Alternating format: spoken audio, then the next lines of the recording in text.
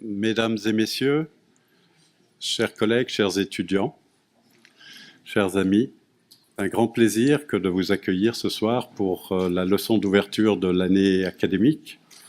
Nous avons le privilège d'accueillir une personnalité que j'admire et qui est admirable, mais vous en jugerez par vous-même. Enrico Letta est un homme politique italien dont vous connaissez la réputation, la silhouette et probablement le parcours, au moins dans ses grandes lignes, parce que c'est un parcours long, malgré son jeune âge, très riche en fonctions. Enrico Letta s'est engagé dans la politique très tôt. Il a été ministre très jeune et il l'a été à 32 ans, ce qui nous fait apparaître le président Macron comme un croulant. Et je pense qu'il le regarde ainsi. Et il a été à plusieurs reprises ministre, puis président du Conseil en 2013-2014, en même temps que député au Parlement italien pendant au moins une quinzaine d'années et député au Parlement européen. Et c'est donc un homme avec une grande expérience politique dans le cadre national et le cadre européen que nous accueillons ce soir, mais qui nous est cher parce qu'il est, depuis 2015, le directeur de l'école de relations internationales de Sciences Po Paris, école qui porte un nom anglais que je ne prononce pas ce soir puisque nous allons pratiquer le français, et qu'il joue à la tête de cette école un rôle extrêmement dynamique, en même temps qu'il préside une fondation importante, parce qu'elle l'a mis à personnalité que nous connaissons bien ici, a animé pendant un certain nombre d'années, qui est la fondation Notre Europe Jacques Delors. Et donc, à ce double titre de politique expérimenté, d'Européen convaincu et de responsable d'une institution universitaire avec laquelle nous avons un partenariat aujourd'hui solide depuis à peu près une décennie et que nous nous réjouissons de continuer à renforcer. Et c'est donc à tous ces titres que nous l'accueillons ce soir avec un grand plaisir pour nous parler d'un sujet qui n'intéresse pas que les Suisses, mais les Suisses sont très intéressés par l'avenir de l'Europe parce qu'ils ne voient pas comment leur propre avenir s'en séparerait, mais un avenir qui intéresse au-delà même de l'Europe, je dirais la planète. Il y a une voix de l'Europe que nous souhaitons forte, il y a une présence de l'Europe que nous souhaitons encore plus forte dans les affaires du monde, et c'est l'analyse d'un homme averti et subtil que nous nous réjouissons d'entendre. Merci Enrico.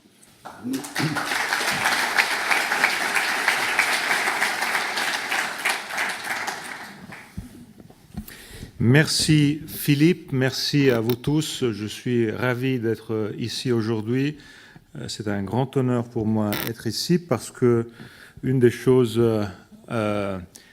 que j'adore de ma nouvelle vie après la politique a été exactement ce travail sur les relations internationales qui m'a amené à connaître des lieux, des gens, à devenir collègue et ami de quelqu'un comme Philippe, et d'être ensemble, de jouer la partie des Européens dans les lieux internationaux dans lesquels on discute sur les relations internationales, le rôle des grandes écoles dans le monde. On est parmi les Américains, les Chinois, les Asiatiques. Nous, on joue le jeu des Européens et je suis vraiment ravi d'être ici et de connaître pour la première fois cette institution dont j'ai beaucoup entendu parler et avec laquelle, et avec Paris, on fait ce grand travail commun. Et donc vraiment un grand merci. Je vais chercher de raconter dans cette leçon inaugurale. Pour moi, c'est un grand honneur que vous aviez demandé à quelqu'un qui a mon parcours de la faire. Je vais raconter quelques idées sur l'Europe d'aujourd'hui. L'Europe par rapport à ce qui s'est passé en 2016, Brexit, Trump, et l'Europe surtout du futur. Un titre un peu fort, c'est pas un titre qui est farina del mio sacco, comme on dit en italien, mais c'est un titre que l'éditeur du livre que je viens de publier en France, Fayard, en me disant un livre sur l'Europe, ça ne se vend pas. Donc il faut mettre un titre un peu, sinon c'est le désastre total. Et alors ils ont mis ce titre, qui est un titre, qui naturellement va faire discuter, et va m'aider à discuter sur le futur de l'Europe, faire l'Europe dans un monde de brut. Et c'est une façon de parler d'Europe dans laquelle, exactement pour une des raisons que Philippe a mentionné, mon lien avec Jacques Delors. Jacques Delors, c'est l'homme de la combinaison entre les valeurs et le tournevis. La combinaison entre la grande pensée et les détails, et l'attention aux détails, parce que c'est avec les détails qu'on cherche, avec le tournevis sur le bon rond-point sur lequel on peut intervenir. Et s'il n'y a pas de valeur ou s'il n'y a pas de tournevis, les choses ne marchent pas. J'ai appris ça dans ma vie, mais j'ai toujours aussi dans ma tête un petit récit que j'ai entendu d'une personnalité que je respecte beaucoup et que j'ai beaucoup respecté, qui était Shimon Peres, qu'une fois, elle m'avait raconté une histoire. Quand il était Premier ministre d'Israël, il avait rencontré son homologue de Islande. Et il m'avait dit, rappelle-toi que les détails dans la vie sont importants, dans la vie politique et dans la vie aussi, dans nos vies. Et il m'avait dit, je rencontre ce Premier ministre, cet homologue islandais, c'était la première fois, parce que Israël, Islande, et ils se rencontraient pour la première fois, le Premier ministre islandais lui disait, on a tout en commun. Islande, Israël, on est toujours à côté dans les grandes négociations internationales, on est petits tous les deux, on a le même nombre d'habitants. Et l'Islandais lui dit à Shimon Peres, there's just a small detail. You have been chosen by God, we have been frozen by God. Donc les détails sont très importants dans la vie. Ça peut changer complètement la direction de votre... Et donc je vais chercher de mettre ensemble les deux choses en disant que 2016 a été une année qui a vraiment changé la donne pour notre continent, pour l'Europe, pour l'Union européenne. Parce que les deux événements si différents que ça, une élection d'un président des États-Unis, comme chaque 4 années, et un référendum sur la participation ou pas à l'Union européenne. Donc deux choses totalement différentes. Mais c'était deux événements qui ont eu lieu dans les deux pays phares de la, comme on dit en bon français, mondialisation. Parce que globalization speaks English.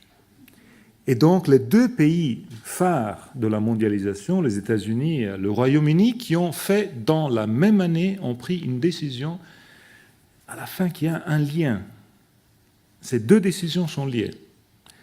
Et je trouve que le lien le plus intéressant est peut-être dans le slogan des deux camps qui ont gagné. Take back control, back. Make America great again. Again. J'ai fait dans ma première vie beaucoup de campagnes électorales, j'ai vu beaucoup d'élections, j'ai jamais vu dans ma vie quelqu'un gagner en promettant le retour au passé. Jamais. J'ai vu dans ma vie beaucoup de gens gagner des élections en promettant des futurs même un peu improbables, un peu trop futurs, trop exceptionnels. Mais c'était toujours sur le futur qu'on se battait. jamais en promettant le retour au passé. C'est la première fois qu'on a vu dans nos pays occidentaux, et dans quels pays occidentaux, les deux pays phares de cette mondialisation, qu'on gagne une élection en promettant le retour en arrière. Donc, à la fin, le Brexit et Trump, un lien très fort, et un lien qui nous dit que cette idée que c'était l'Europe le problème était une idée un peu qui n'était pas très correcte. Parce qu'à la fin, quand les Américains qui votaient Trump disaient qu'ils veulent aussi take back control, il n'y a pas de Bruxelles aux États-Unis. On comprend que ce soit les Britanniques qui veulent reprendre le contrôle de Bruxelles, mais en fait, que ce même message passe aux États-Unis, ça veut dire qu'à la fin, le problème n'est pas l'Union européenne en tant que telle. C'est quelque chose de plus profond. C'est la phase de la globalisation qu'on est en train de vivre, dans laquelle l'accélération des 10 dernières années, je dis les 10 dernières années parce que l'accélération, de mon point de vue, est datée même un jour précis, 29 juin 2007, le jour où Steve Jobs a présenté les nouveaux instruments qui ont changé complètement nos vies. C'est-à-dire, on a eu dans nos poches ce qu'on avait dans nos bureaux. Et en ayant dans nos poches, on a pu exploiter 24 heures par jour ce que, auparavant, on exploitait quelques heures par jour. Et tout ça a changé l'économie, la politique, le journalisme, l'université, même l'université. Je ne sais pas, Philippe, comment ça marche chez vous, mais chez nous, ça marche que si tu donnes un cours et tu dis un chiffre qui n'est pas le chiffre totalement exact, il y a quelqu'un qui lève la main et qui te dit bon, c'est pas ça. Monsieur le professeur Wikipédia nous a dit que c'est un autre chiffre. Et donc la concurrence avec ça change complètement la façon dans laquelle il faut enseigner, dans laquelle il faut attirer l'attention des étudiants, mais ça change complètement la façon dans laquelle on fait de la politique. Le fait que cette accélération est devenue la nouvelle donne. Si je vois les élections françaises que j'ai suivies en vivant à Paris, on a eu 4 présidents de la République en France. On a eu Marine Le Pen, qui avait été pratiquement élue par les médias anglo-saxons internationaux il y a un an. Puis on a eu Alain Juppé. La une de tous les journaux français disait pour 2 mois qui sont les proches du nouveau président de la République, qui vont être les ministres et tout ça. Puis on a eu pour 2 mois Fillon, qui était président.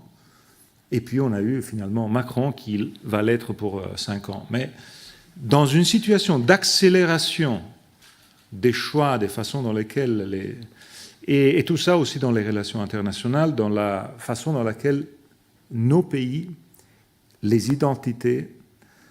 Et donc, Brexit, Trump, et je vais tout de suite sur la deuxième partie de mon raisonnement, nous ont dit qu'une phase qui était la phase de la crise économique financière, dans laquelle tout était économie et finance, a laissé le camp à une phase dans laquelle c'est plutôt l'identité, la politique, le politique. Et ce n'est pas un cas qu'aujourd'hui, même dans le Brexit, on a très bien compris que c'était plutôt la centralité du politique plutôt que toute autre discussion, que c'était plutôt l'identité. Et aujourd'hui, on voit la politique, l'identité. Ce n'est pas le cas d'entrer dans une question très compliquée qui est celle des relations entre Madrid et Barcelone. Mais c'est à la fin une question, là aussi, d'identité. Quand on discute d'identité, c'est très difficile de mettre la rationalité. Parce que l'identité, c'est quelque chose qui est bien supérieur à tout ça. Alors, on vit dans un monde dans lequel, dans les dernières années, ces changements sont en train de changer la façon dans laquelle les États, la politique, les relations internationales, et dans tous ces changements, naturellement, c'est le dépaysement des citoyens qui est l'élément central. Ce dépaysement a été très important aux États-Unis, a été très important au Royaume-Uni, dans des situations qui sont assez semblables. Il y a un livre qui vient de sortir au Royaume-Uni, dans lequel on parle de cleavage entre les gens du somewhere et les gens de anywhere. Je pense que c'est à la fin très intelligent. C'est la question clé de nos démocraties aujourd'hui. Si on prend la carte du Brexit, on sait tous très bien comment ça s'est distribué le vote sur le Brexit. Les grandes villes toutes contre, les campagnes toutes en faveur, et les petites villes toutes contre, sauf Oxford et Cambridge.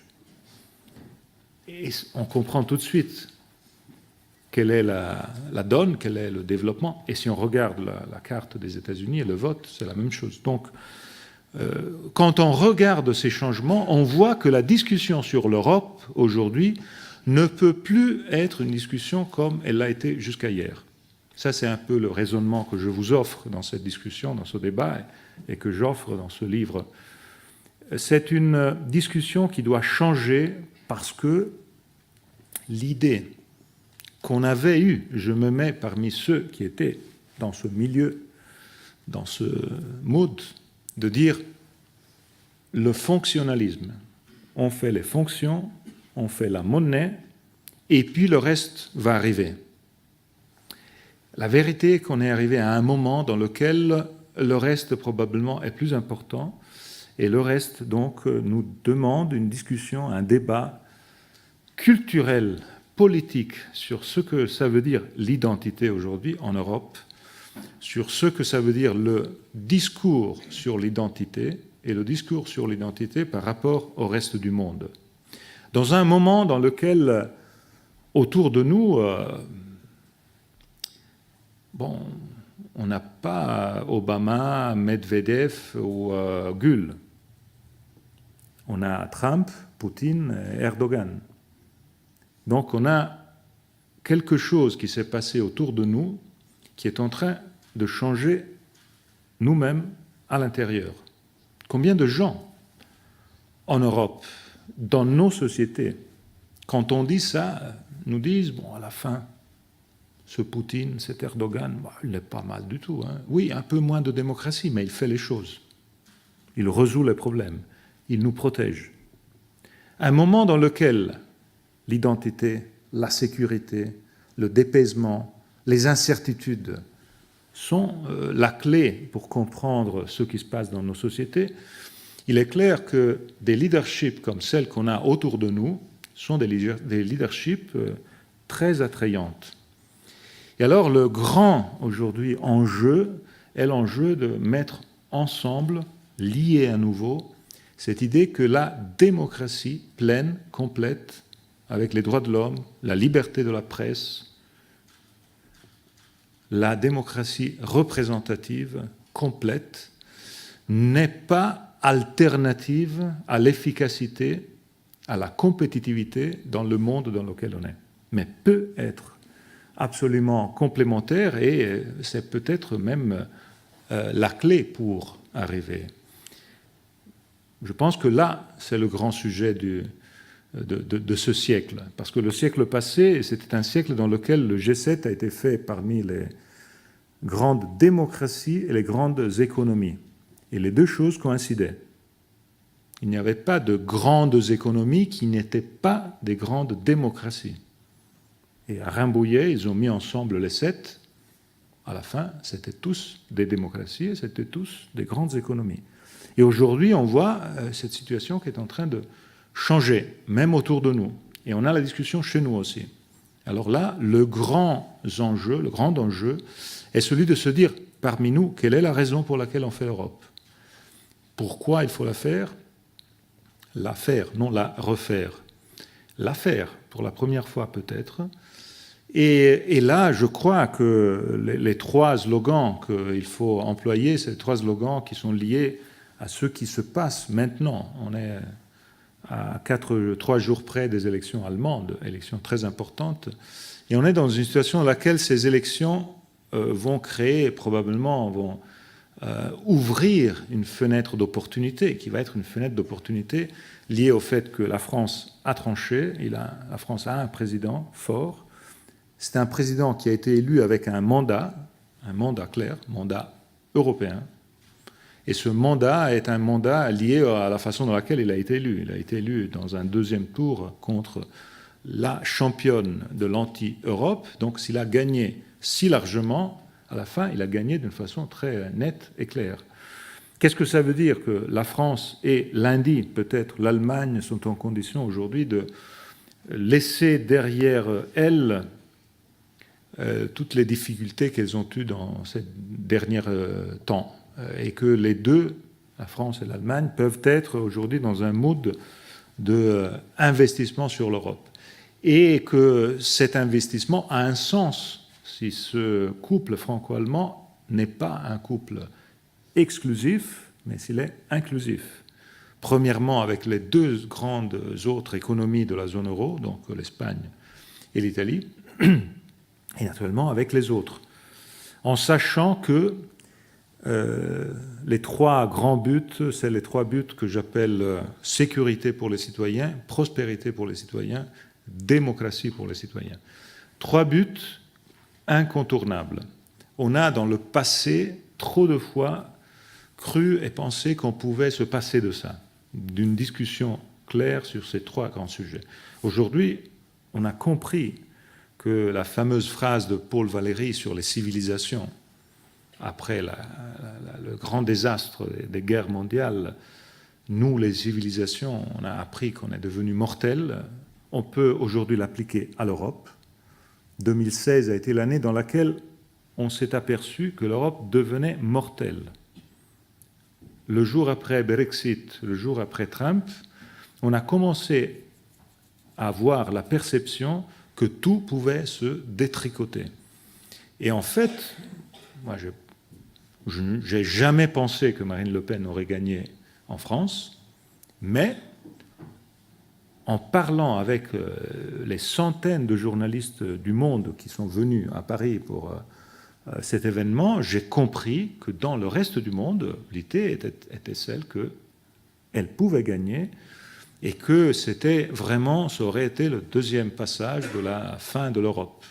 Donc on a appris que l'Europe était mortelle et aujourd'hui on a devant nous une phase qui est peut-être de mon point de vue la dernière opportunité pour faire l'Europe. Je ne pense pas qu'il va y en avoir beaucoup d'autres après, parce que si on rate cette opportunité, je pense qu'à la fin les citoyens vont se dire l'Europe n'a pas voulu prendre en main les vrais sujets qui sont les sujets à la fin de la vie des citoyens. Ce sont des sujets qu'on ne peut pas traiter d'une façon ni seulement avec le fonctionnalisme, ni seulement d'une façon, disons, pour des experts. L'Europe qui est devenue telle seulement dans la dernière phase pour des experts, qui est devenue incompréhensible pour les gens, qui est devenue très difficile à comprendre pour la façon dans laquelle elle décide, et sur laquelle c'est très facile que tous ceux qui sont contre soient en condition de dire même des choses qui ne sont pas vraies. Je pense, de mon point de vue, la discussion sur le Brexit est une discussion dans laquelle tout ce que est ou n'est pas l'Europe est assez différente de la réalité. Mais alors je reviens aux trois enjeux essentiels. Donc la sécurité, la prospérité, la démocratie. Qu'est-ce que ça veut dire? Ça veut dire qu'on vient d'une crise, 10 ans de crise, dans laquelle l'euro est passé comme la cause de l'instabilité économique, du chômage qui montait, des dettes qui grandissaient. Donc on a commencé à dire, bon, alors, c'était pas le bon choix. On vient de 3 à 4 années dans lesquelles on s'est dit, et beaucoup de dirigeants politiques ont dit, l'Europe est la cause du manque d'efficacité dans la gestion de la crise des migrants. Et troisième, on vient d'une longue phase dans laquelle on s'est dit, bon, où est la démocratie en Europe? La démocratie, c'est la souveraineté.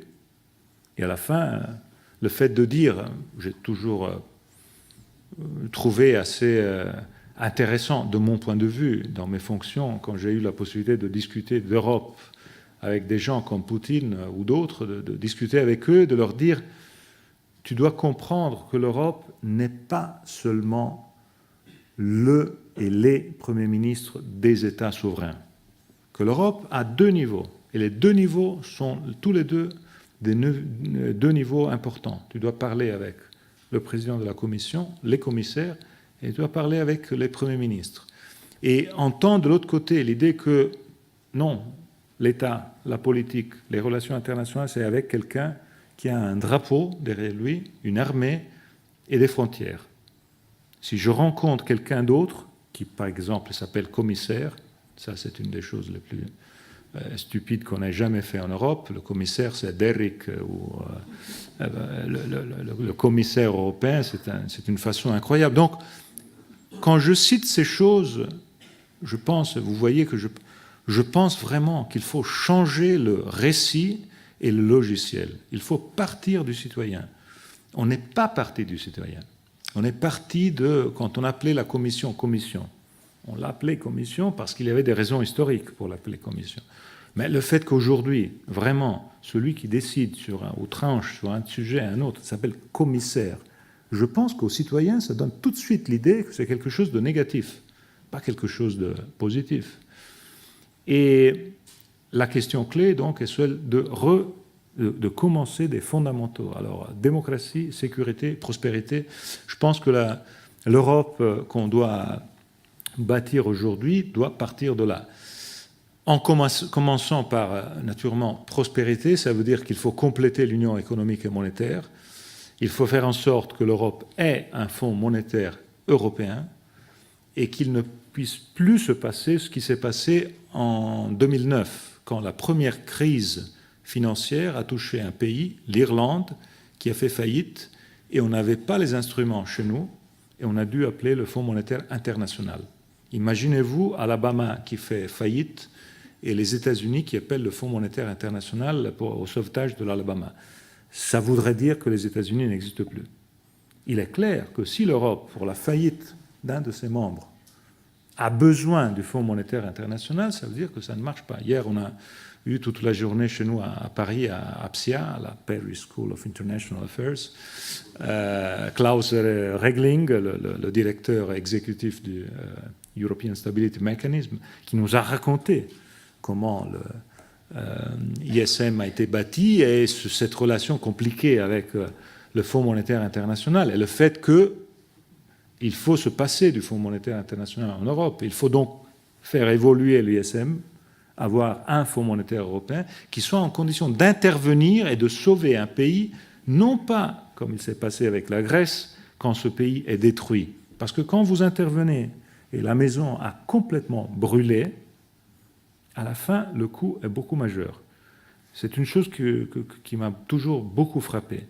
L'intervention sur la Grèce est une intervention la plus coûteuse de l'histoire. 283 milliards, c'est quelque chose d'incroyablement énorme. Le Fonds monétaire international n'a jamais fait rien de pareil. Donc, c'est quelque chose d'énorme. Comment est-ce possible qu'à la fin de la plus coûteuse intervention de l'histoire, les Grecs ne sont pas contents, les créditeurs ne sont pas contents, les Européens ne sont pas contents, personne n'est content. Ça veut dire que quelque chose n'a pas marché dans tout ça. On a mis un tas d'argent, mais probablement dans le mauvais timing.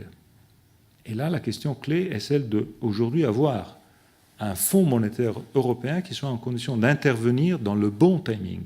Donc non pas quand la maison a complètement brûlé, mais qui soit en condition d'intervenir quand la première fumée commence à se voir. Donc la première chose, l'évolution, Fonds monétaire européen, qui soit géré non pas par un directeur, mais qui soit géré par un ministre européen, le ministre européen des Finances dont parlait Juncker, ou dont a parlé Macron, ou dont parle Merkel, ou même Schäuble.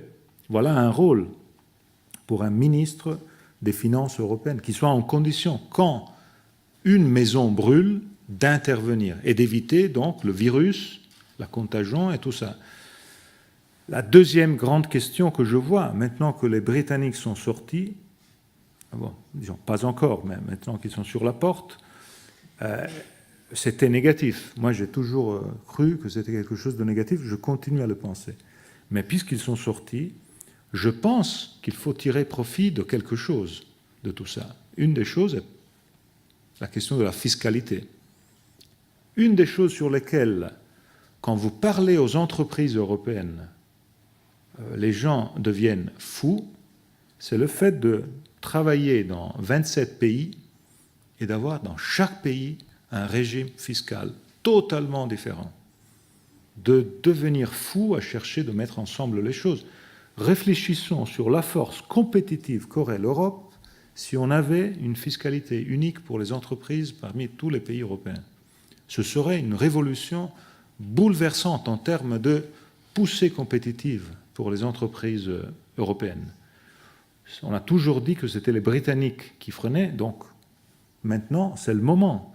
Et il faut être ambitieux là-dessus. Il y a d'autres sujets. Il y a le sujet de faire en sorte que l'union bancaire soit complétée, qu'elle marche vraiment. Il y a les sujets, naturellement, de l'investissement. Comment faire pour que le plan Juncker, qui est l'autre grand sujet, soit structurel et non pas conjoncturel. La deuxième grande question, la question de la sécurité. Je pense qu'on continue à penser que la question migratoire, des flux migratoires, est une question secondaire. Je continue à penser qu'en Europe, on n'a pas à l'esprit que c'est devenu, et ça va devenir dans les prochaines années, la question principale sur laquelle les gens donnent un vote d'une façon ou d'une autre.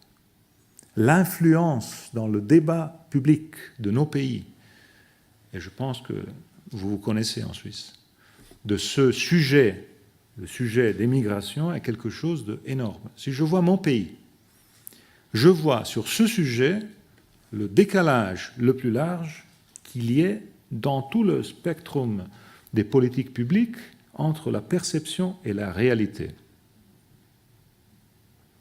Quand on demande aux Italiens combien, en termes de proportion, sont les immigrés dans votre pays, la réponse des Italiens est 22%. La réalité, c'est 7%. Je pense qu'il n'y a aucune politique publique dans laquelle vous avez un décalage pareil. Et quand vous avez un décalage pareil, c'est presque impossible de trouver des solutions là-dessus. La nécessité d'avoir sur ces sujets des instruments, une priorité politique, les instruments sont les instruments qu'on connaît, donc la sécurisation des frontières externes avec un corps de garde frontières qui soit unique, européen, la possibilité de gérer une harmonisation des politiques d'intégration, une séparation nette entre les réfugiés pour des raisons politiques pour lesquelles nos constitutions nous obligent, heureusement, à donner toutes sortes de protections, et les migrants pour les raisons économiques pour lesquelles la sélectivité est absolument nécessaire et possible. Tout ce qui est en termes d'intégration, tout ce qui est en termes de relations avec les pays tiers, mais on voit qu'on est vraiment loin de trouver des solutions et que le débat public est vraiment loin. Moi, je le vois dans mon pays et j'admire beaucoup l'Allemagne, qui a fait un choix compliqué, mais qui a su aujourd'hui, est en train d'intégrer des chiffres que dans des pays comme l'Italie et la France seraient inimaginables. Franchement, inimaginables. Dans mon pays, l'Italie, quand j'ai des possibilités de discussion, de débat dans les écoles, dans les banlieues, dans les villes, sur ce sujet, je vois que le problème est là. Et quand je vois que le problème est là, et je vois que c'est une question à la fin d'identité, de culture, je prends toujours un papier que j'amène avec moi et je lis ce texte. Et ce texte est un récit précis de la façon dans laquelle les immigrés méchants vivent dans nos villes. C'est un récit dans lequel on met tout ce que de négatif font les immigrés. Et ce texte semble être écrit aujourd'hui pour les réfugiés syriens. Et puis je lis d'où ce texte est tiré. Et c'est la commission spéciale du Congrès des États-Unis de 1915 pour les immigrés italiens à New York. Et quand on lit ça, ça frappe. Ça frappe. Parce qu'on voit le cœur des questions qu'on a devant nous. Et naturellement, la question de la sécurité n'est pas seulement ça. Il y a toute la question du terrorisme international. Comment faire en sorte que nos renseignements se parlent, qu'il y ait un FBI européen, qu'on ne continue pas avec cette séparation, chacun pour soi. Et puis je termine sur la troisième question, celle de la démocratie en Europe, qui je pense est une question qu'on a laissée de côté en imaginant que le formalisme allait l'emporter. Et je sais très bien qu'on peut théoriser que tout est parfait dans la démocratie européenne. Je sais très bien qu'on peut théoriser que tout est légal et que tout est dans une situation dans laquelle on ne peut rien dire. Mais est-ce qu'on est vraiment convaincu que la démocratie européenne est substantielle, que le citoyen européen, dans son cœur, est conscient, sûr et convaincu de participer au débat politique européen, au choix européen? Franchement, je ne pense pas. L'élection Macron-Le Pen, le deuxième tour dans lequel ça a été une espèce d'élection européenne. Imaginez-vous, je m'imagine, Philippe, si tu m'avais invité, dans le cas que Le Pen, on aurait fait un discours un peu différent. Ça, c'est sûr. Même dimanche prochain, j'entends beaucoup de mes compatriotes dire « Bon, écoutez, donnez-nous le vote en Allemagne. » Puisqu'à la fin, c'est eux qui décident, et c'est eux qui décident même sur nous, alors je veux voter en Allemagne. La même chose, Macron-Le Pen. Puisque ça change la donne pour moi, je veux voter entre Macron et Le Pen. Et je n'ai jamais, maintenant que je vis à Paris, je continue à suivre les choses en Italie, je vais en Espagne, on a à l'Institut Jacques Delors un bureau à Berlin, je vais chaque mois à Berlin, donc je vis les 4 pays. Je vois l'influence réciproque des débats publics et politiques entre ces pays, qui n'était pas la même il y a 10 ans. Même 10 ans. Chaque pays avait son propre débat politique. Aujourd'hui, cette influence est énorme. Ce qui se passe aux élections allemandes va influencer les élections italiennes de mars.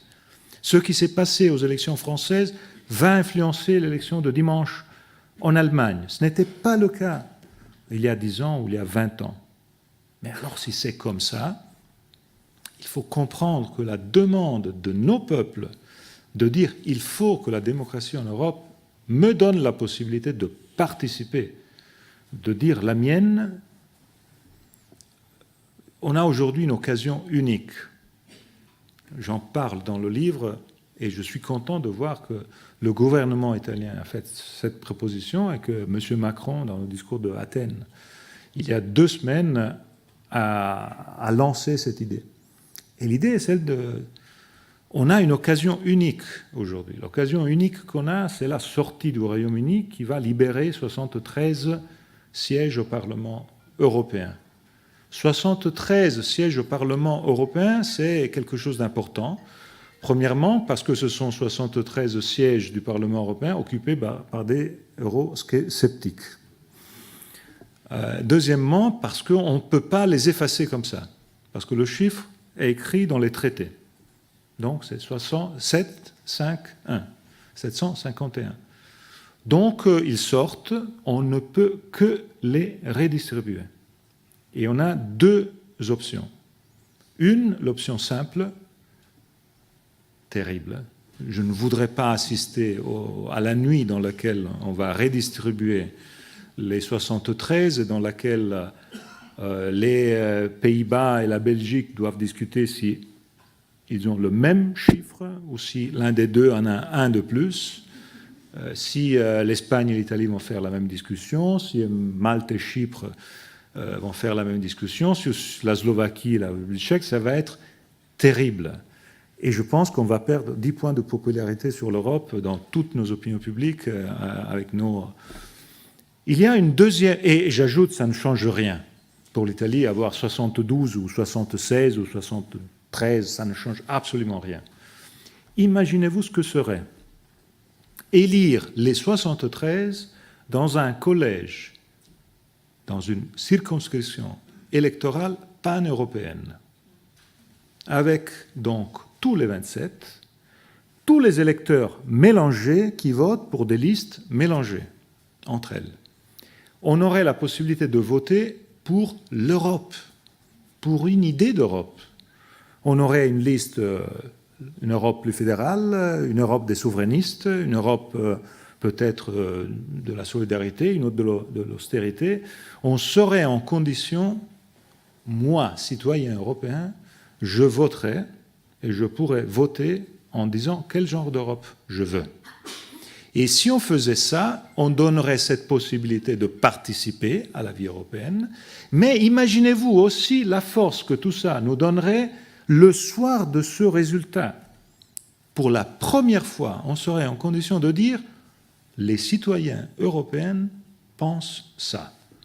Et on pourrait, les commissaires, tout le reste des leaders européens, le jour après dire on a un mandat. Quel est le mandat aujourd'hui? Franchement, quand je pense que l'Europe a été sauvée par quelqu'un qui n'est pas élu, parce que si je vois ce qui s'est passé dans les dernières années, il y a un sauveur d'Europe. Je ne le dis pas parce qu'il est italien, mais c'est la vérité, je pense, à la fin. C'est le gouverneur de la Banque centrale européenne qui a sauvé l'Europe. Il n'a pas été élu par les citoyens. Il a sauvé l'Europe. Mais franchement, je pense que la question clé est la question de comment on résout ce problème. Et je pense que cette idée, qui est simple, faisable, l'alternative est pire, et ça commence à monter. C'est pour ça que je veux terminer sur ce point et je veux le mettre au centre de ma réflexion chez vous. Parce qu'il est vrai qu'on a des brutes autour de nous. Mais il est vrai aussi que c'est notre responsabilité à nous. J'ai beaucoup apprécié le discours que Mme Merkel a fait en parlant de Trump et de ce que l'Europe aujourd'hui, après Trump, doit faire. On a notre destin en nos mains. Et la démocratie, c'est ça à la fin. Décider en ayant un destin en main. Et en sachant surtout que notre point de référence, la big picture, c'est le monde, ce n'est plus l'Europe. Ce n'est plus le inward looking. C'est le monde. Et si c'est le monde qui est en train de changer d'une façon incroyable, et ce changement, le changement que vous étudiez ici à Genève, qu'on étudie à Paris, le changement qui, dans les dernières années, a pris une accélération comme celle dont je parlais, un changement qu'il faut raconter aussi. Il ne faut pas seulement le savoir. Il faut le raconter pour dire que le futur ne peut pas être comme on a géré le passé du point de vue de l'Europe, des relations intra-européennes. Je le dis en une minute avant de terminer, mais la vie d'un homme, d'une femme, d'un seul homme ou d'une seule femme, qu'est-ce que c'est par rapport à la vie de l'humanité entière? Rien. L'histoire est la vie d'un homme ou d'une femme. Mais si on prend aujourd'hui, et chacun d'entre nous pense naturellement, premièrement, à sa vie, la vie de ma génération. Quand ma génération est arrivée sur cette planète, la planète était à 3 milliards d'habitants. 3 milliards de gens. Quand ma génération va laisser cette planète, cette même Terre va être habitée de 10 milliards d'habitants. La vie d'une personne, de 3 milliards à 10 milliards, avec 3 conséquences. La première, la Terre était 1 pour 3 milliards, elle va être la même, 1 pour 10. Et ça change. Ça change. Deuxième conséquence, les Européens, on était ce qu'on était dans les années 60, aujourd'hui, on va être en 2050. On était 1/6 des 3 milliards. 1 sur 6. On va être 1 sur 20 dans l'Europe dans le monde des 10 milliards. Et pour le dire d'une autre façon, troisième conséquence, on passe de 3 à 10 dans la vie d'une personne. Les 7 qu'on ajoute, il n'y a aucun Européen. Les 7 qu'on ajoute sont tous asiatiques, africains, américains. On le voit avec Philippe, on s'échange régulièrement des idées sur l'évolution de nos travaux, la centralité de l'Europe, du vieux monde auquel on était habitué, est en train de... Si je regarde, et je pense que pour Philippe c'est la même chose, mon agenda des 2 années de directeur, de doyen de l'École des Affaires internationales de Sciences Po, je vois 15 voyages hors de l'Europe que j'ai fait pour mon université, et ces 15 voyages hors de l'Europe, 13 en Asie. 13 en Asie. Le monde est en train de changer devant nous. Alors ce changement nous dit que nous, les Européens, ou bien on est unis, ensemble, forts dans la capacité d'influencer sur les grandes règles du monde, le commerce, l'environnement, les grands enjeux sur lesquels on a des idées et on veut faire en sorte que nos idées soient là. On ne veut pas prendre les décisions qui vont être prises par les Américains et les Chinois. Il faut être là, nous aussi. C'est un devoir lié à ce qu'on pense. Et en sachant, je le dis toujours, le dire à Genève c'est facile, je le dis toujours à Paris et à Berlin surtout, quand j'y vais, que les pays européens sont divisés aujourd'hui en 2 groupes de pays. Les pays petits et les pays qui n'ont pas encore compris qu'ils sont petits. Et ça, c'est le point essentiel dans le monde d'aujourd'hui. Parce qu'à la fin, même l'Allemagne va être petite dans le monde dans les prochaines 20 ou 30 années. Et ou bien on est ensemble, on comprend que ces enjeux, ce futur est lié exactement à ces aspects-là. Voilà pourquoi je pense que sur ce grand sujet, le moment est venu d'un débat culturel, public, politique, que les lieux de l'université aujourd'hui sont les lieux très importants dans lesquels ce débat peut se unir à des idées de profondeur en mettant ensemble les valeurs et le tournevis, comme je disais auparavant, mais en sachant surtout que le futur de l'Europe, je pense, dépend des choix qu'on va faire dans les prochains mois. Merci.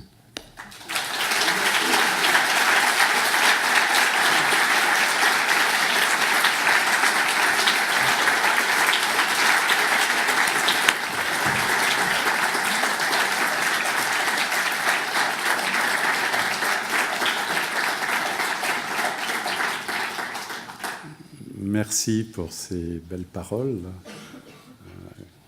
portées par un souffle et par une analyse. Notre orateur est prêt à prendre quelques questions. Donc, merci de vous présenter.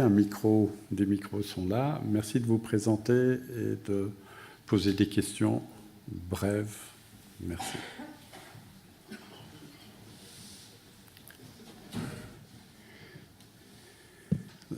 Gauche. Bonsoir, merci beaucoup pour vos mots. C'était vraiment intéressant et ça m'a fait beaucoup réfléchir. Moi, je me trouve à être catalane de Barcelone. Alors, si vous me permettez, je serai un peu égoïste et je voudrais vous demander une question sur ce qui est en train de passer à la Catalogne. Vous avez dit que l'Europe doit intervenir avant qu'une maison brûle complètement dans l'Europe. Vous croyez que dans les cas catalans, où les 2 côtés sont en train de se disputer et de tirailler, l'Europe devrait intervenir? Et quel doit être le rôle de l'Europe dans ces cas de feu interne? Tu veux pardon. Ouais, d'accord. Merci. Ah, pardon, oui. Je pense que vous avez posé une question. Oui, Qui voulait poser une question? J'ai vu une main ici. Madame Taux. Oui, Enrico Letta, je voulais vous demander, si j'ai bien lu dans votre livre, vous dites que la démocratie directe, comme on la connaît en Suisse, c'est valable qu'en Suisse, quoi. C'est pas exportable à l'Union européenne. Est-ce que vous pouvez préciser pourquoi? Nous, on aurait l'impression que ce serait exportable.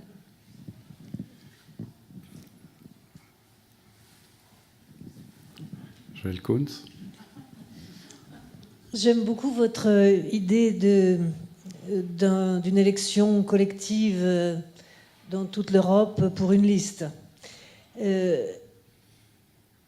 Pourquoi il n'y a pas été possible, depuis jusqu'à maintenant, de faire par exemple des élections européennes le même jour? On a l'impression qu'au contraire, tout a été fait jusqu'à maintenant pour empêcher l'apparition d'un sentiment européen à l'occasion des élections. Qu'est-ce qui a pu changer qui vous permet de penser que c'est jouable cette fois-ci, alors que tout avait été fait pour l'empêcher jusqu'à maintenant? Tu veux répondre?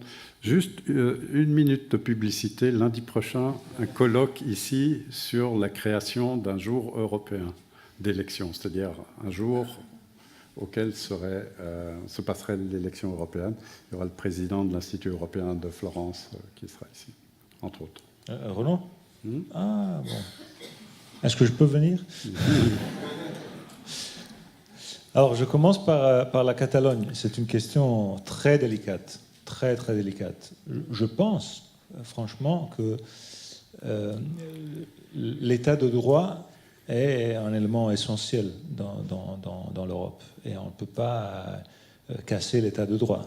Ça, c'est un élément clé. Et l'état de droit commence au niveau national. Et donc, s'il y a des règles au niveau national, il faut que ces règles soient respectées.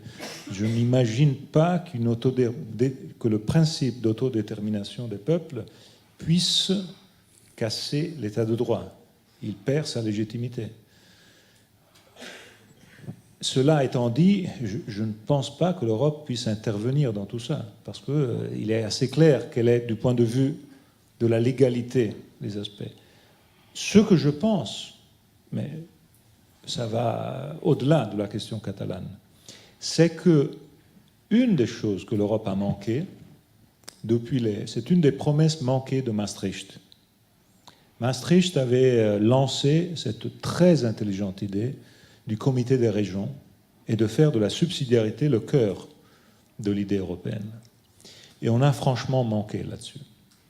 Alors, l'idée que l'Europe soit le lieu non seulement des États, mais soit le lieu qui donne citoyenneté aux autonomies locales, aux régions, aux villes, alors là, on a manqué, et là, il faudrait faire beaucoup plus de ce qu'on a fait. Je pense que c'est un sujet, parce que sinon, les choses redeviennent ingérables si on ne les prévient pas. Donc là, je pense qu'il y a un grand sujet. L'Europe de demain devrait se poser ce problème et le faire d'une façon très, très forte et très importante. En sachant que moi, j'ai un chapitre du livre, je l'ai appelé « Débruxelliser ». C'est une chose qui fait un peu... parce que moi, je suis un Européen convaincu. Je suis considéré très orthodoxe. Il y a l'ambassadeur de Belgique, là. Oui. Mais je pense que c'est parce qu'on aime Bruxelles. C'est parce qu'on aime Bruxelles qu'on dit débruxelliser. Parce que je ne pense pas que l'idée que l'Europe concentre tout le pouvoir dans un seul lieu, une seule capitale, je le dis en vous flattant, je préfère Berne à Paris. C'est-à-dire, je préfère qu'il y ait une capitale comme Berne pour l'Europe, plutôt qu'une capitale comme Paris. C'est-à-dire, Paris, ça marche, Rome, Madrid, ça marche pour des États qui ont des siècles d'histoire. Je pense que dans cette enceinte qui est l'Europe, l'idée d'avoir plusieurs capitales est beaucoup plus intelligente que l'idée d'avoir tout concentré dans une seule capitale. Parce que ça donne l'idée, premièrement, que ce n'est pas un super-État qui efface toutes les identités nationales. Ce serait, je pense, un boomerang terrible. L'idée de dire, bon, maintenant, on n'est plus français, on n'est plus italien, on n'est plus autrichien, on est tous seulement européens. Non, c'est pas comme ça. J'ajoute que ce point, je parlais beaucoup des changements, de l'Internet, des réseaux sociaux, de ce que ça veut dire. Je pense que le monde dans lequel on est en train d'entrer est un monde sur lequel, anthropologiquement, la question de l'identité multiple est une question qui change notre même mode de vie, qui est aussi la question de combien de choses on fait en même temps. Je pense que chacun d'entre nous, si vous avez des enfants comme les miens qui ont autour de 10 ans, on passe le temps à leur dire « mais fais une chose, ne fais pas 4 choses ensemble ». Parce qu'ils sont là, s'ils ne font pas 3 choses ensemble, ils ne sont pas contents. Alors que nous, on était habitués à faire une chose, peut-être 2. L'identité est quelque chose de pareil. C'est impossible aujourd'hui de définir quelque chose, une personne, avec un mot. Ce qui était possible dans le passé. Les guerres ont été les guerres pour des drapeaux. Et les drapeaux, c'était un drapeau avec une identité. Un seul mot. Je suis italien. Je veux mon identité italienne. Mais je sais que ça ne suffit pas. Parce que si je n'ajoute pas que je suis toscan, et si vous me permettez que je ne suis pas de Florence, mais de Pise, ce qui change beaucoup les choses, et que je suis européen aussi, ça me limiterait de dire que de n'ajouter pas ça. Je pense que la même chose, c'est pour quelqu'un qui est de Stuttgart, ou de Colmar, ou de Saint-Étienne. Et alors, cette identité multiple, c'est pour ça que je dis, cet aspect des identités multiples, je pense que c'est très important. Et c'est pour ça que je vois cet aspect lié à la capitale, à la façon dans laquelle la capitale, on la vit. Chantal Taux me provoque sur les référendums. Et dans le chapitre que j'ai dédié au sujet des référendums, je commence en disant « Les référendums, ça marche seulement en Suisse ». Je pense à la fin parce qu'il y a les Suisses. Sûrement parce qu'il y a une tradition. Sûrement, vous me direz, ce n'est pas vrai, on a tas de problèmes, tas de choses, mais la question clé est celle de dire le référendum est un instrument de démocratie directe sur lequel il doit y avoir un pacte, comme dans la démocratie représentative. La démocratie représentative est un pacte, est une convention. Et c'est là que Trump est devenu compliqué. Parce que Trump a cassé une des conventions clés de la démocratie représentative. Le jour qu'il a dit « Je suis élu président des États-Unis, mais moi, je représente les miens ». Alors que la convention fondative de la démocratie représentative est le fait que si tu es élu président, tu représentes tous. Ce qui est écrit dans la Constitution italienne qui dit que le parlementaire représente la nation entière, ne représente pas les 22 322 qui l'ont élu. Ça, c'est la clé de la démocratie représentative. Alors, Trump qui dit « moi, je représente les miens », il casse cette convention. Alors, les référendums et la démocratie directe ont une convention clé qui marche en Suisse, qui ne marche pas en Italie, qui ne marche pas en France, qui est celle de dire il y a 3 choses dans un référendum. Il y a la question, qui est la chose centrale. Mais il y a 2 autres choses. Qui pose la question et quelles sont les conséquences de la réponse? Alors, en Italie, normalement, on vote sur la première et sur la troisième. Et on s'en fiche complètement de la question. Donc, on vote sur qui pose la question et quelles sont les conséquences de la réponse. Si quelqu'un dit « je démissionne », s'il y a un non, alors les gens, plutôt que de... ils disent « bon, voilà, c'est l'occasion ». La France, c'est la même chose. Écoutez, la France, c'est la même chose. Vous vous rappelez du plombier polonais.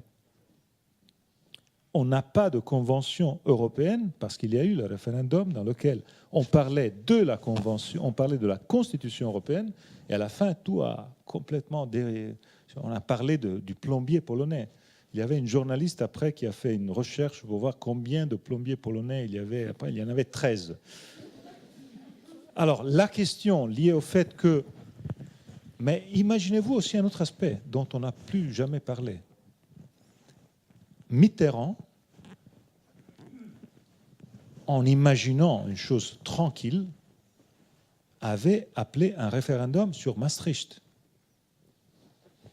Et ce référendum, si je me rappelle bien, a été gagné par le oui à 50, si vous avez, voilà, vous pouvez demander au professeur Wikipédia de vous dire le chiffre précis, 50,4. Imaginez-vous ce que serait l'histoire de l'Europe si c'était 49, si ça avait été 49,8. Alors, en Suisse, vous votez sur la question, normalement. Vous votez sur la question. Et qui propose et les conséquences, c'est totalement secondaire. Mais de dire que le référendum, géré comme je le disais, est la clé pour rapprocher les gens, bon, je pense que le Brexit, je pense que vous l'avez compris, je pense que le Brexit est un désastre, a été un mauvais choix. Et ça a été un mauvais choix parce que ça a donné l'idée d'un choix démocratique qui, en vérité, n'était pas démocratique, pour une très simple motivation.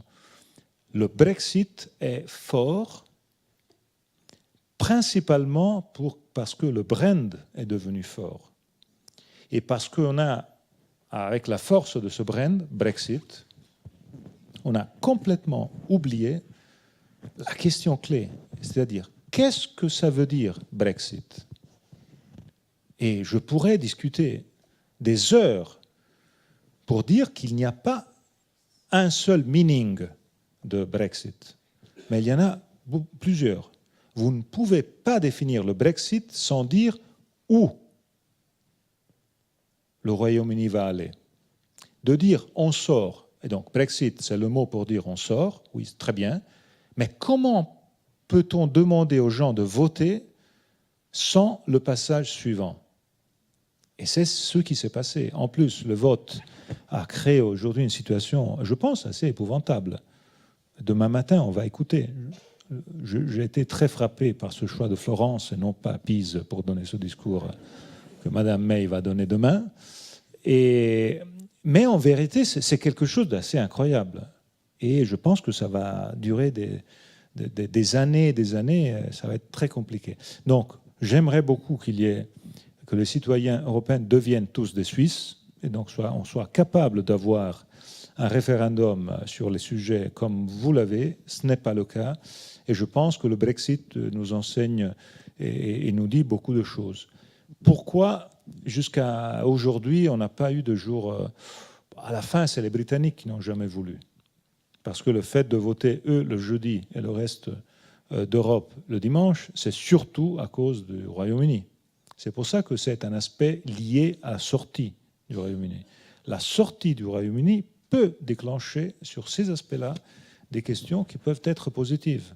Parce que, je vous raconte cet épisode, à Sciences Po, comme ici, comme dans toutes les universités les plus modernes, on cherche donc de faire concurrence au professeur Wikipédia en faisant des leçons, des cours dans lesquels l'étudiant a devant lui les contradictions.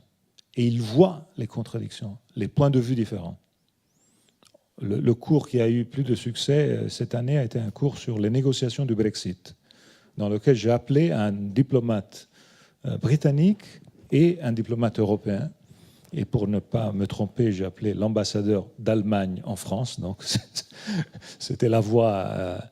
Et pour dire quels étaient les deux points de vue sur tous les sujets.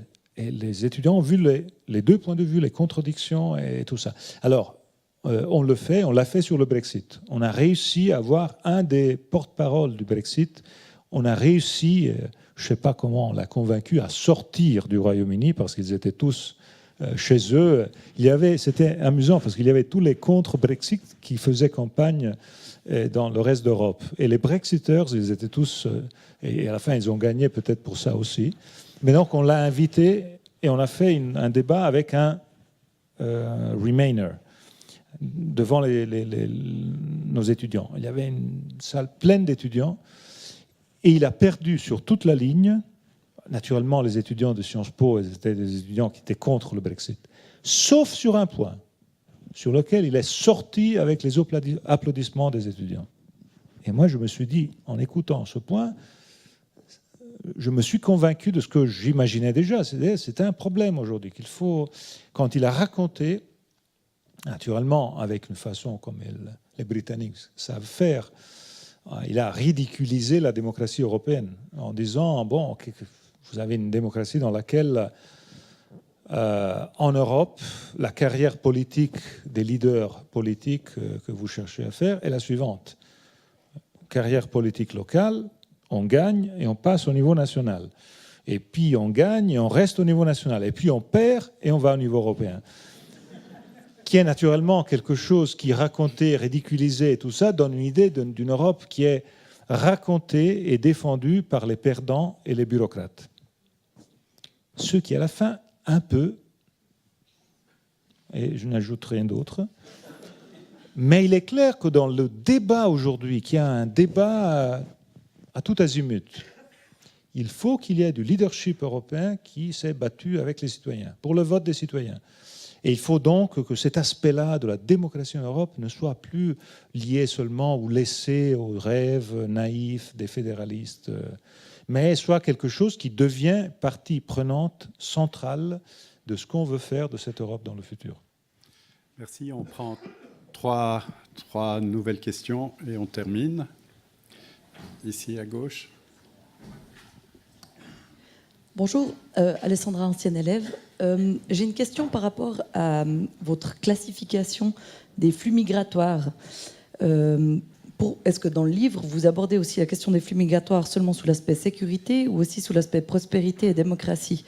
Dans le sens, est-ce que c'est aussi quelque chose qui doit être considéré, enfin, comme vous l'avez exposé ce soir, c'était dans un aspect sécuritaire, mais en termes d'identité, en parlant des identités multiples sous la démocratie et en termes de prospérité, est-ce que ça a aussi un sens pour vous?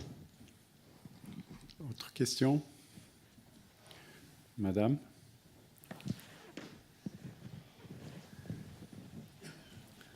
Là, non. Bonsoir, monsieur. Lorsque vous dites les Européens, nous devons être unis pour être forts et pour compter lorsqu'il y aura 10 milliards de personnes, est-ce que vous incluez la Russie aussi dans cette Europe forte? Si oui, comment convaincre ceux qui, pour l'instant, sont sceptiques et sont plutôt atlantistes, de leur dire qu'il est important que la Russie fasse ou pas partie de ce bloc européen? Merci. Et la Turquie? Et la Turquie, évidemment. Madame? Voilà. Merci bien. Je m'appelle Sylvia, je suis un étudiant courant.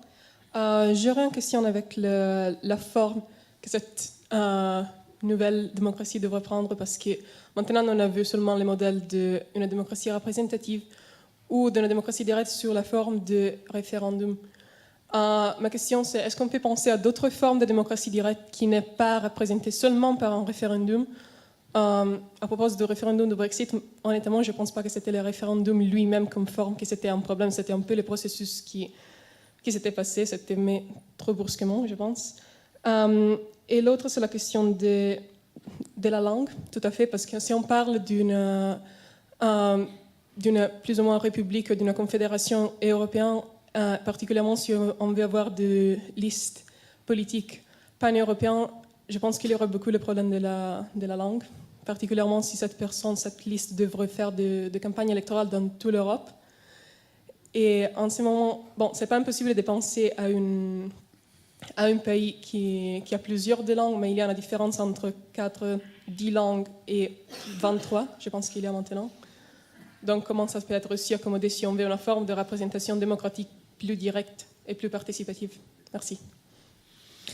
Sur cette dernière question, vous l'avez dit vous-même, bon, la Suisse est l'exemple, hein, parce qu'il est vrai qu'il y a 23 langues en Europe, mais franchement, je pense qu'on peut tranquillement penser qu'on puisse faire des campagnes électorales en 2, 3 langues, 4 langues. Je pense que ça pourrait marcher. Je pense qu'il est vrai que c'est un problème, mais il est vrai aussi que de plus en plus, on parle tous la langue globale. Et la langue globale, c'est le mauvais anglais, qui est une langue qui est à la portée de tous. Tous, on la parle plutôt mal, mais à la fin, c'est la... Et maintenant que les Anglais sont sortis, ça marche. Parce qu'ils avaient un avantage compétitif. Maintenant, tous, on la parle mal. Donc il faut mettre les Irlandais, qui la parlent un peu mal aussi, d'un côté, mais à la fin, c'est ça. Et donc, je crois que la question de la langue existe, oui, mais je pense aussi que c'est une question qui est en train de bouger par rapport au passé. Et c'est une question sur laquelle, l'autre point que vous citiez, la question de quelles autres formes. Ah bon, alors là, il y a ça. Et ce n'est pas un sujet Europe, c'est un sujet qui touche tout le reste du monde. C'est-à-dire, la politique est complètement bouleversée par ces instruments. Complètement bouleversée. Les réseaux sociaux, aujourd'hui, sont quelque chose dans lequel, pour le bien, pour le mal, il y a du positif, il y a beaucoup de positif, beaucoup. Il y a des aspects sur lesquels réfléchir. Par exemple, il faut réfléchir sur la différence entre le vote et le like, qui est, je pense, le grand sujet aujourd'hui. Parce puisqu'on a dans nos vies la possibilité d'exprimer notre point de vue 100 fois par jour, avec les likes, avec les tweets, avec tout ce que vous voulez. Et si vous êtes malin, vous êtes en condition même de faire...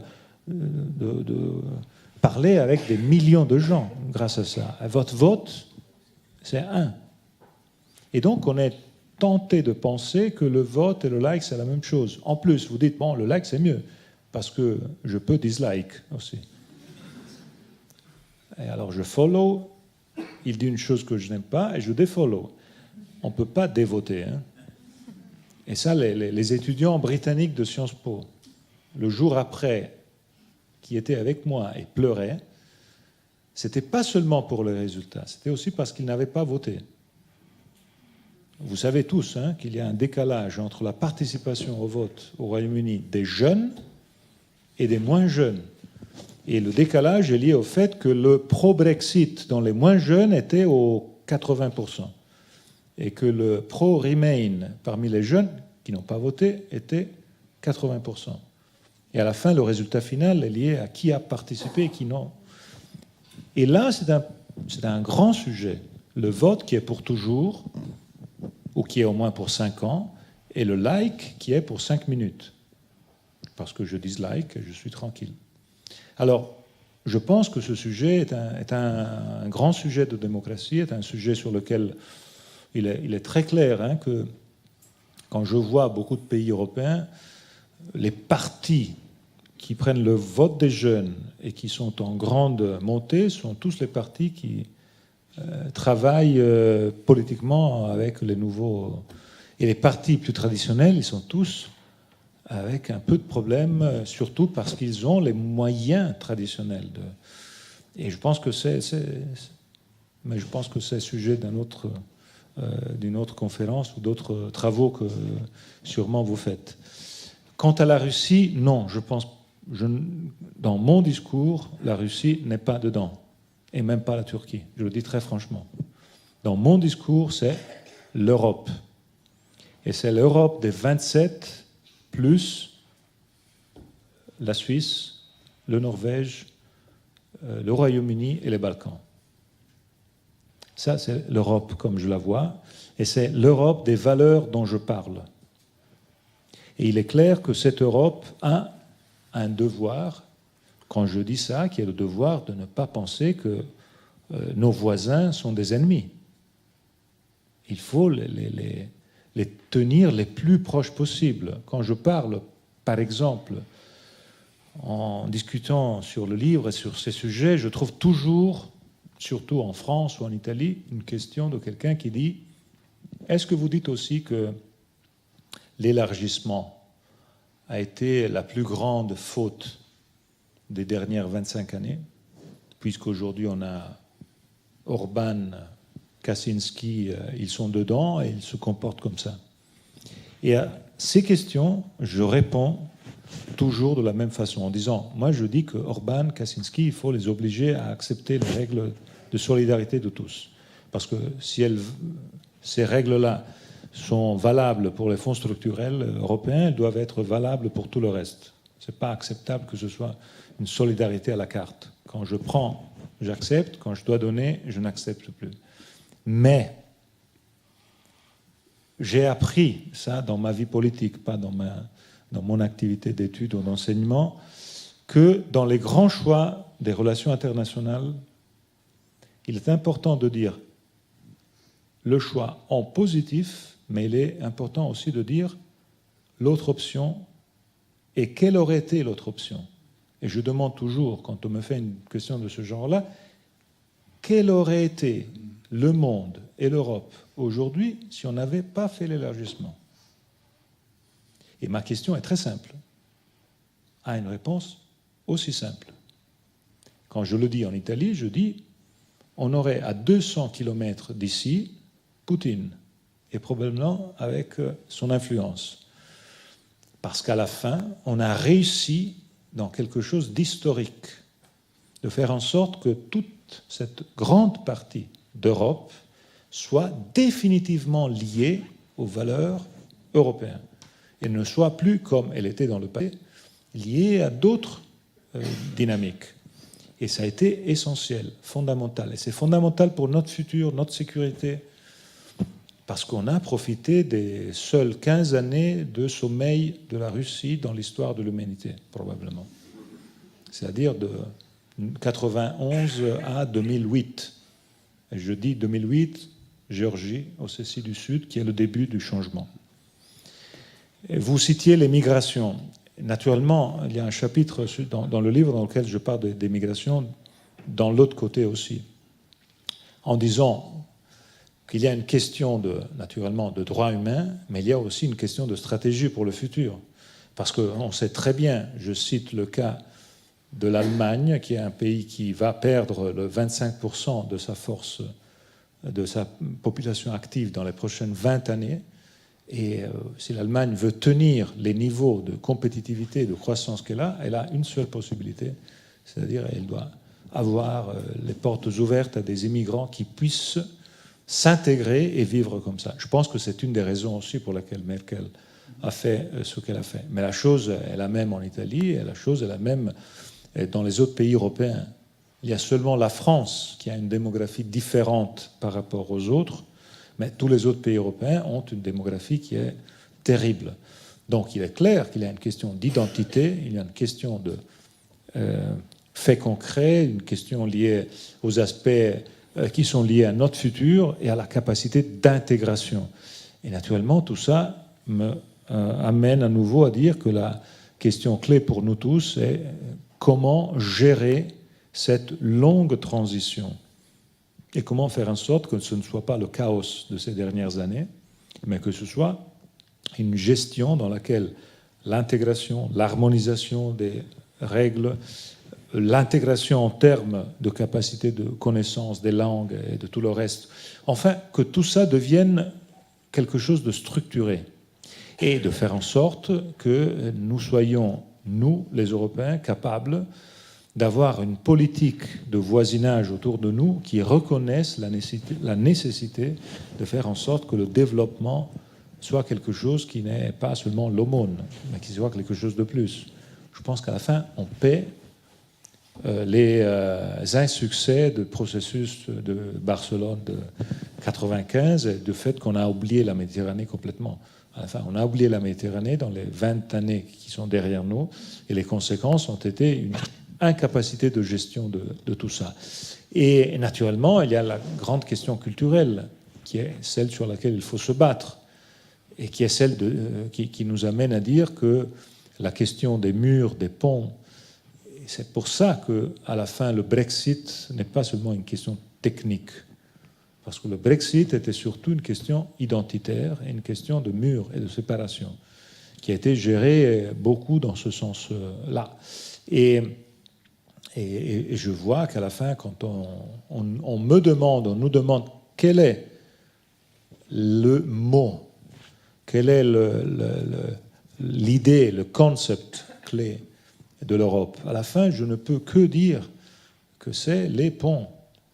Et les ponts, c'est la seule façon de faire rencontrer les gens. Et faire rencontrer les gens, c'est la seule façon d'avoir la possibilité de générer du futur. Parce que le futur ne peut pas se générer dans l'isolement. Le futur ne peut pas se générer dans une situation dans laquelle vous êtes séparés par des murs. Là, vous, simplement, vous détruisez ce que c'est la chose la meilleure. Et si on est dans ce monde, je pense qu'il faut le voir exactement dans cette direction. Donc, je termine en disant que la question des ponts est la question essentielle. Et la question des ponts nécessite naturellement une gestion équilibrée de tout ça, nécessite un long terme, nécessite la nécessité de regarder sur le long terme mais comme je dis toujours à mes étudiants, il faut toujours se rappeler la mythologie grecque, je pense à la fin, est très importante dans nos vies. C'était mon ancien instituteur qui me racontait toujours quand j'étais jeune, et j'ai beaucoup tenu ça il faut être italien pour le comprendre, mais il me disait toujours rappelle-toi que quand tu dis toujours io, en français on dirait moi je, rappelle-toi toujours que dans la mythologie grecque, Io, c'était le nom de la vache sacrée de Jupiter. Donc, c'était une vache, Io. C'était pas quelque chose de fantastique. Et quand je cite la mythologie grecque, je la cite toujours sur l'Europe.